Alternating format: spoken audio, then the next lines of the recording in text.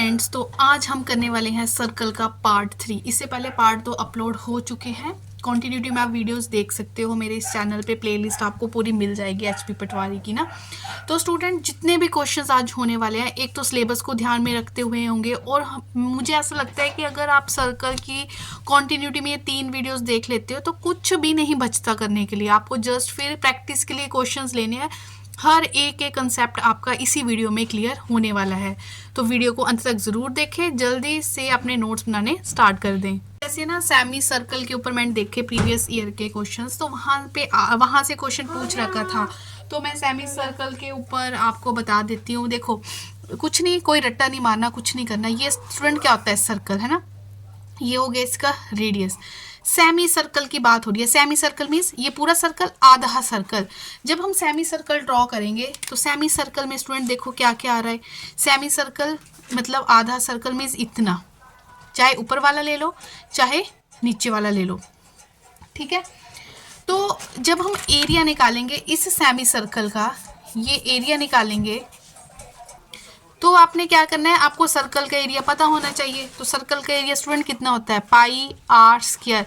जब semi circle के area की बात होगी तब आपने उसका हाफ कर देना है, आधा, कि पूरे सर्कल का आधा, ठीक है, आधा एरिया। तो पूरे सर्कल का एरिया होता है पाई आर स्क्वायर। हमें सेमी सर्कल का चाहिए तो आपने उसका क्या कर देना है स्टूडेंट्स, हाफ कर देना है। नोट कर लो, फिर हम क्वेश्चन करेंगे। क्वेश्चन सारे प्रीवियस ईयर के ही होने वाले, बहुत इंपॉर्टेंट। अब हम बात करेंगे पेरीमीटर की, ठीक है, जिसको हम सर्कमफ्रेंस भी बोलते हैं, या perimeter of semi circle. Semi means आधा। तो देखो, ये हो गया रेडियस, इतना हो गया ना सेमी सर्कल हमारा। मुझे पेरीमीटर निकालना है। सबसे पहले आपको पेरीमीटर मतलब मुझे ये चीज़ निकालनी है कि ये लंबाई कितनी है, ये और ये। जब हम वो कर रहे थे, सर्कल की बात कर रहे थे, सर्कल में जो पेरीमीटर होता था वो कितना होता था, 2 पाई आर, ठीक है। अब 2 पाई आर का तो आधा ही होगा, मतलब पाई आर होगा। कई बच्चे यही छोड़ देंगे पाई आर पे, जो बहुत बड़ी गलती करने वाले हैं। अब देखो, हम बोलते हैं कि देखो 2 पाई आर, इतना पोर्शन पाई आर होता है, ठीक है, और इतना पोर्शन पाई आर होता है। जब सर्कल की बात होती है कि पूरे सर्कल के सर्कमफ्रेंस या पेरीमीटर की बात होती है, तब हम ये वाला पाई आर और ये वाला पाई आर जोड़ देते हैं, जिनको जोड़ने के बाद पूरे सर्कल का जो पेरीमीटर है वो 2 पाई आर करके बनता है। लेकिन अब सेमी की बात हो रही है, सेमी में इतना पोर्शन तो आ गया, लेकिन सेमी सर्कल में तो ये लाइन भी आ रही है, ठीक है, इसको भी तो जोड़ना है, इसकी लंबाई भी तो जोड़नी है। तो ये लंबाई क्या है, आधा रेडियस ये, आधा, एक रेडियस ये, एक रेडियस ये, मतलब 2r यहाँ से भी बन रहा है।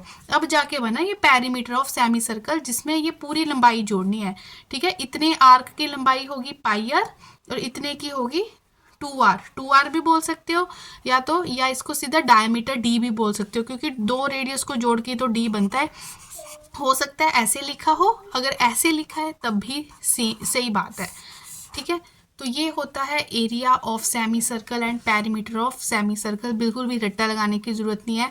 यहाँ पे आपको सर्कल का पता होना चाहिए था, उसका आधा कर दो।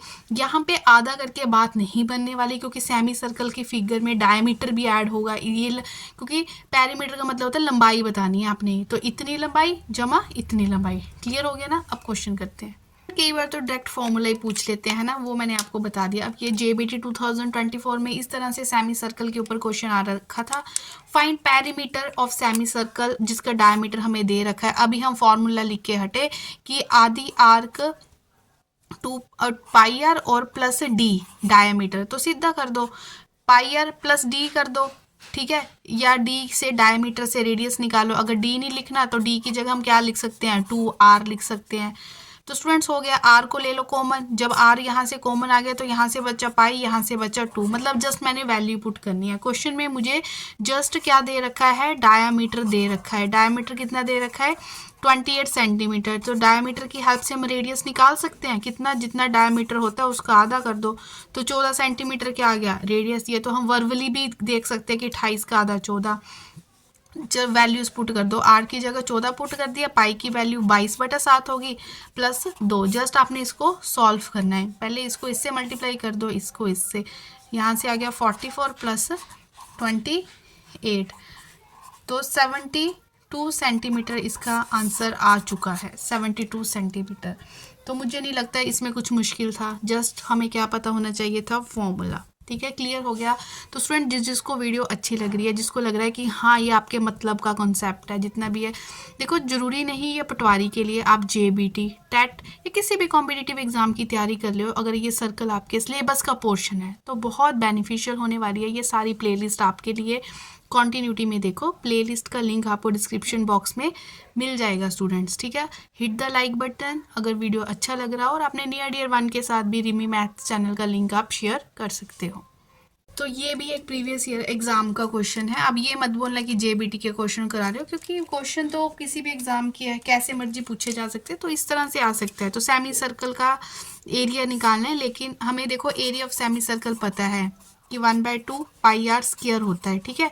अब यहाँ पे हमें आर की वैल्यू, जो रेडियस है क्वेश्चन में कितना दे रखा है, आर को हमने रेडियस को क्या मानना है, 4r। तो जहाँ जहाँ आपको आर दिखेगा वहाँ वहाँ आपने 4r पुट कर देना है। तो देखो इसमें पुट कर दो 1/2, आंसर पाई में ही आना चाहिए, तो वैल्यू मत पुट करो। आर की जगह हमने क्या पुट कर दिया, 4r का स्क्वायर। तो इसको सॉल्व करो, 4 का स्क्वायर हो गया 16 और r का स्क्वायर हो गया r। 2 1 ज़ा 2, 2 8 ज़ा। तो देखो किस ऑप्शन में आपको 8 पाई r स्क्वायर दिख रहा है, वो आपका क्या हो गया, आंसर। तो ऐसे सिंपल सिंपल जो क्वेश्चंस होते हैं वो कॉम्पिटिटिव एग्जाम में पूछे जाते हैं, लेकिन हम सिंपल को इग्नोर करते हैं, सिंपल चीज़ें हम पढ़ते नहीं हैं, तो इसलिए हम बाकियों से क्या हो जाते हैं, कट ऑफ हो जाते हैं। ये क्वेश्चन है, ये क्वेश्चन की कैटेगरी है, ये पूछा गया है जेबीटी 2023 में, और सेम ही क्वेश्चन पूछा गया है 2025 में। इट मीन्स जो हिमाचल वाले हैं वो क्वेश्चन को रिपीट कर लेते हैं एक दूसरे, तो हर कैटेगरी का क्वेश्चन हमें पता होना चाहिए। तो इसमें क्या बोला गया है, the cost of fencing a circular field at rate of ₹24 पर मीटर इज, मतलब हमारे पास एक ना सर्कुलर फील्ड है इस तरह से, मुझे ना इस पे फेंसिंग की, मैंने यहाँ पे ना पूरी तार लगाई, ये पूरे फील्ड पे जो ये मैंने तार लगाई, इस टोटल जो मेरे पास खर्चा आया वो कितना आया, 5280, ठीक है। टोटल कॉस्ट जो इस सर्कुलर फील्ड किया उस पे जो स्टूडेंट्स मेरा खर्चा है वो कितना आया, 5280, ठीक है।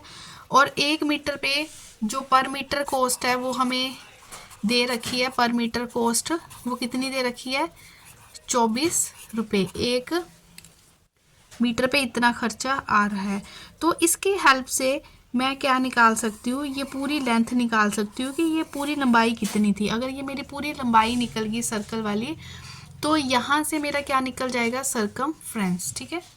तो स्टूडेंट्स देखो, टोटल कॉस्ट डिवाइडेड बाय पर मीटर कॉस्ट से मेरी क्या निकल जाएगी, टोटल लेंथ निकल जाएगी, पूरे सर्कल की लेंथ। इस पूरी लेंथ को ही तो हम सर्कमफ्रेंस बोलते हैं।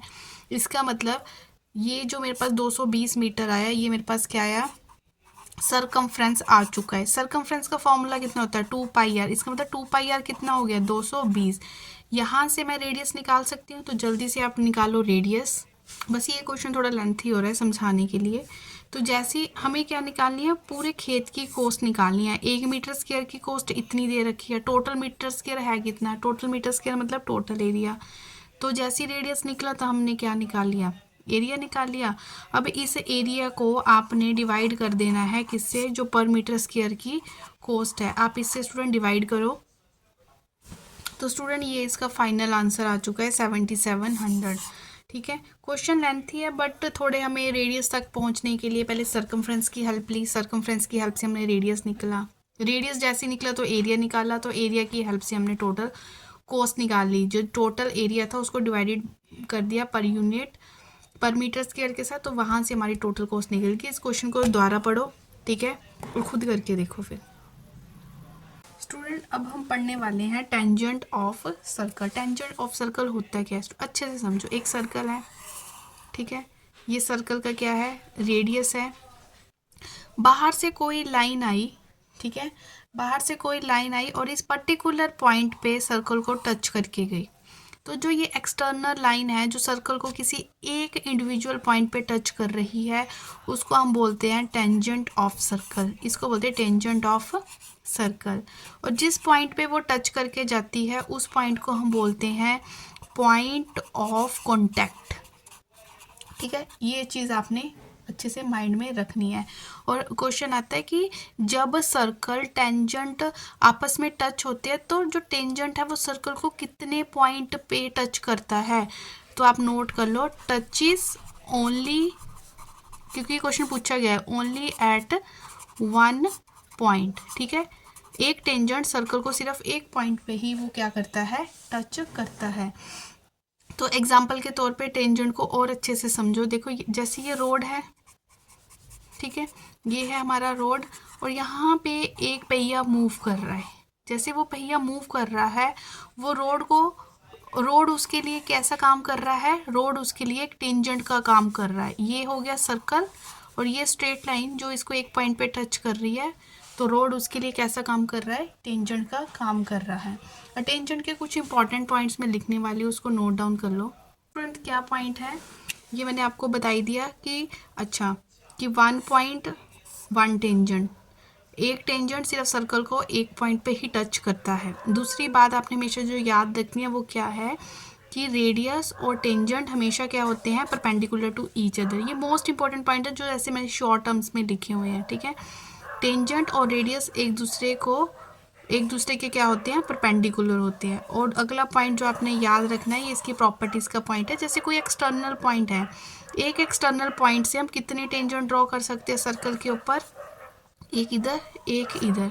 तो आपने याद रखना है 2 टेंजेंट्स फ्रॉम आउटसाइड, मतलब अगर आप सर्कल के बाहर कोई एक पॉइंट लेते हो तो उस एक पॉइंट की हेल्प से आप सर्कल के ऊपर कितने टेंजेंट्स ड्रॉ कर सकते हो, ओनली 2 टेंजेंट्स। ये याद रखना है। और हमेशा याद रखना है ये भी कि उन दोनों टेंजेंट्स की जो लेंथ होती है वो हमेशा क्या होती है, इक्वल। तो इतनी बड़ी बड़ी थ्योरी को मैंने सिंपल करके आपको समझा दिया है। ठीक है, आपने इसको अच्छे से समझ लेना है। तो टेंजेंट का जो टॉपिक है वो सारा ही क्या हो जाता है, ख़त्म। ठीक है, यही बातें हैं टेंजेंट के बारे में कि टेंजेंट होता क्या है, रेडियस और टेंजेंट का कैसा रिश्ता होता है, एक पॉइंट से कितने टेंजेंट सर्कल के ऊपर, अगर कोई आप एक पॉइंट लेते हो उससे आप कितने टेंजेंट्स ड्रॉ कर सकते हो। अगर आप जो एक पॉइंट है वो सर्कल के ऊपर नहीं, सर्कल के आउटसाइड लेते हो तो वहाँ से कितने टेंजेंट्स ड्रॉ कर सकते हो, और उन टेंजेंट्स की जो लेंथ होती है वो सेम होती है या नहीं होती है। तो यही बातें हैं जो आपने अच्छे से टेंजेंट के बारे में सीखनी है, नोट डाउन करनी है। ठीक है, एक पॉइंट बात और है जो टेंजेंट्स के ऊपर पूछी जाती है कि एक सर्कल के ऊपर मैक्सिमम आप कितने टेंजेंट्स ड्रॉ कर सकते हो। तो जब मैंने सर्कल स्टार्ट किया था स्टूडेंट्स, तो मैंने आपको बताया था कि सर्कल के ऊपर कितने पॉइंट्स होते हैं, इन्फिनाइट नंबर ऑफ पॉइंट्स होते हैं। ठीक है, तो हमें पता है एक पॉइंट से एक टेंजेंट ड्रॉ होगा। जब पॉइंट से इन्फिनाइट है तो सर्कल के ऊपर कितने टेंजेंट्स ड्रॉ हो सकते हैं, इन्फिनाइट नंबर ऑफ टेंजेंट्स आप ड्रॉ कर सकते हो। तो क्वेश्चन क्या आया था, एग्जाम में पूछा गया था कि total number of tangents to a circle is, एक सर्कल में कितने टेंजेंट्स होते हैं। तो आपने उसका आंसर दे देना है इन्फिनाइट नंबर ऑफ टेंजेंट। समझ आ गया इन्फिनाइट नंबर ऑफ टेंजेंट्स क्यों होते हैं, क्योंकि सर्कल के ऊपर जब point he infinite number of होते हैं तो टेंजेंट्स भी तो उतने ही होंगे, क्योंकि एक पॉइंट के ऊपर आप एक टेंजेंट को क्या करते हो, ड्रॉ करते हो। तो स्टूडेंट जो ये 3 टॉपिक है, इस टाइम थोड़ा मेरे से ये टॉपिक नहीं करवाए जा रहे due to some health issues. तो आपको ये 3 टॉपिक जो है वो मैं नेक्स्ट वीडियो में दे दूँगी। नेक्स्ट वीडियो के वैसे तो मैंने अभी तैयार किए हुए थे कि मैं आपको करवा दूँ, तो थोड़ा नहीं मैं करवा पा रही। तो आपको ये जैसे आज 18 है, 18 को आपको ये वीडियो मिल रही है, तो 19 को आपको ये 3 टॉपिक मिल जाएंगे। इसके रिगार्डिंग जो इम्पॉर्टेंट है वो सारा कंसेप्ट आपको मिल जाएगा। ठीक है, तो फिर जो सर्कल का सारा कंसेप्ट आपका क्लियर। ठीक है, तो मैं यही बोलूँगी नए स्टूडेंट जल्दी से चैनल को कर ले सब्सक्राइब। कंटेंट अच्छा लगा है तो हिट द लाइक बटन, नए हो और नियर डियर वन के साथ आप इस वीडियो का लिंक शेयर कर सकते हो। तो मिलते हैं नेक्स्ट वीडियो में, टिल देन टेक केयर।